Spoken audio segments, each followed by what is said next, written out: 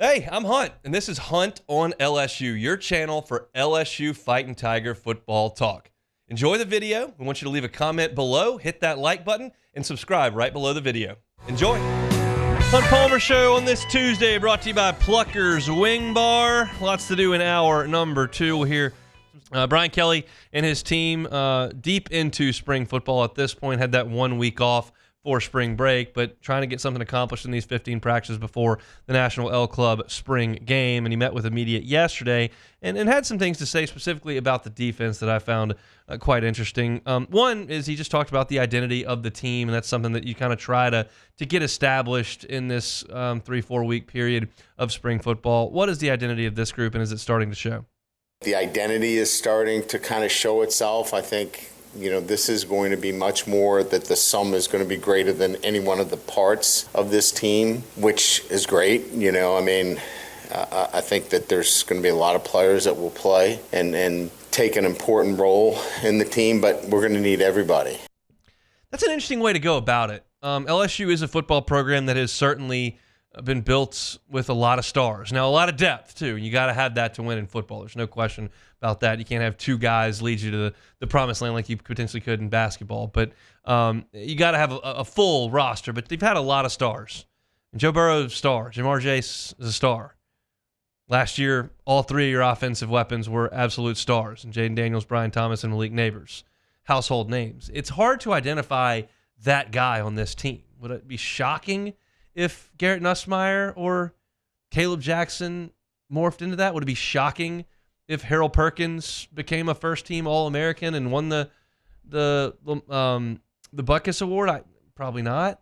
But right now, it'd be tough to pinpoint that. I mean, your best player might be your left tackle, and that's not exactly what draws the headlines out at this point. So I get that. There are a lot of really good players in this team, but I don't know if you're not going to have a lot of preseason first-team All-Americans. Campbell and Jones, potentially, and maybe Harold Perkins on name recognition, not necessarily on production from last year. But there's no Tyrann Mathieu or Morris Claiborne or Patrick Peterson or Derek Stingley in the secondary right now. You don't have proven commodities in terms of star power at wide receiver. I mean, Malik Neighbors last year was coming off a 1,000-yard season. So I think that's interesting that he would think that this is more of a sum of its parts deal than a team that's got a ton of star power. I want to talk defense a little bit, and Major Burns has been around a long time, but potentially playing the star position this spring. The star gives you a lot more, I would say, versatility within your defensive structure. A guy that can play man coverage, a guy that can blitz, a guy that can play zone coverage, a really good tackler, athletic in space, but also, a guy that's rugged enough that, if you put a tight end, he can handle himself at the line of scrimmage. We felt like, Major, really fit that mold in terms of the star. He's closer to the football, and he has those skills that we were looking for. I often say that quotes are a little more impactful than practice reports, especially in the spring. Somebody rolls their ankle in the spring, like that's just not that big a deal. It might be a big deal if we're out there in fall camp and they roll their ankle 11 days before the not Florida State this time around, USC game. And everything kind of looks the same outside of some injuries in spring ball. But with the quotes, if guys are moving or trying something different, you find that out. And if you're going to move Major Burns closer to the football, closer to the line of scrimmage, dealing with some tight ends, doing some blitzing, you got to have somebody go back and play the level where he's spent most of the last 2 years, and that's back at safety. Sage Ryan would make a lot of sense there. Sage obviously is a guy that we moved around all over trying to find a spot for him. He's got speed, he's got athleticism. Obviously, that was a position that needed some depth, and he provides obviously that experience that was lacking at that position. Look, Sage has been around a long time, and has been on a couple defenses that haven't been great, but I don't think that's necessarily all of his fault. He is very versatile. They've asked him to play some nickel. They've asked him to play some dime. They've asked him to play some safety. At times he had to go out there and play corner because he didn't really have anybody else. And he's never batted an eye at any of that. Now he did dip his toe into the transfer portal waters and then decide, you know what, I think I'll come on back. But he's back now, and I think you can find that he's committed to what they're trying to do. It sounds like they're going to try him out at safety, but in any event, there's going to be a pretty heavy rotation at corner because there's just a lot of dudes that don't necessarily have a defined role yet. So Kelly talked to the rotation that you're going to see in the defensive backfield.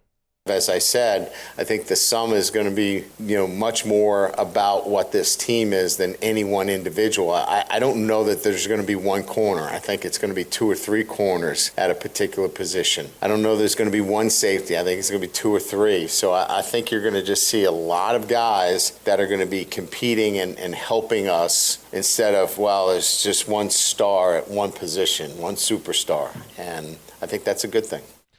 Can I be completely honest with you, the listener? I'm just going to be very honest. I have very little idea of what to make of LSU's defensive backfield. Where they're going to play, who's going to play, in what order, how well they'll play. I have very little concrete information on that. I got guys coming back from various injuries. I got transfers coming in. I got guys moving positions. I don't know. I'm not going to try to sit here and rattle off the names and tell you this guy's going to be here and this guy's going to be there and this. I don't know. It's March. They're not short on depth. They might be short on talent. They might not be. I don't know. I feel pretty comfortable telling you that Major Burns and Sage Ryan are going to be out there pretty quickly. I could guess at some other stuff. I got asked on Chuck Oliver's show yesterday, who's the number 1 corner? I don't know. I think there's a chance it's Zy Alexander. I think there's a chance it's Ashton Stamps. I don't think it's Javian Toviano, but it could be either Ohio State transfer.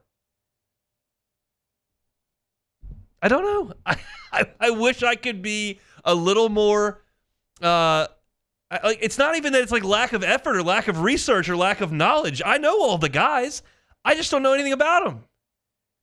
I'm not going to judge Ashton Stamps and Javian Toviano for playing as true freshmen on a defense that never stopped anybody all year.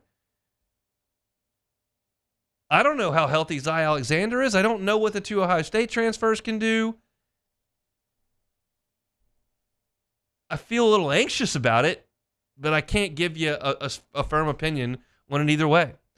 I do know that you can help your secondary if you rush the passer.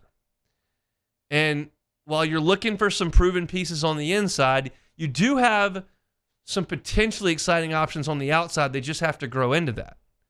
And I think DeShawn Womack is one of those guys. And Brian Kelly was asked about DeShawn Womack and gave his thoughts on the second-year player. The maturity level of DeShawn Womack, the health of DeShawn Womack. Remember now, he was, he wasn't part of spring and then, had shoulder surgery and was coming off of shoulder surgery. And I just think in the weight room, physically developing, having a year to kind of understand what it takes to be in college has put him in a really good position. He's got a chance to be an elite pass rusher. I'll drag this back to baseball very briefly, but you'll get the reference here. The biggest jumps for guys need to be between freshman and sophomore year. You needed that from Jared Jones and Brady Neal and Paxton Kling and Ethan Fry. And you've seen kind of the results over there. The same thing applies for DeShawn Womack. I'm not asking you to show up on campus and be a terror off the edge. That's a lot to ask. I am going to ask you, as a guy who was that highly recruited, had that many scholarship offers, that has been now in the program for a year, to show up as a sophomore and be very difficult to block. If LSU is going to make strides on defense, it's going to be largely due to some development. A lot of the same guys are going to play this year. They've got to play better. Now, DeShawn Womack didn't play that much last year, but he's got to be better than he was last year for this LSU defense to reach the level it needs to reach. I'm excited to see it. Certainly not doubting that at all. And hopefully he becomes a really, really good pass rusher over the next 6 months, 5 months before they go to Las Vegas to play USC. Hey, thanks for watching Hunt on LSU. Before you get out of here, do us a couple of favors. Hit that like button, leave your comments below, and subscribe to the channel for all your Fighting Tiger football talk. See you next time.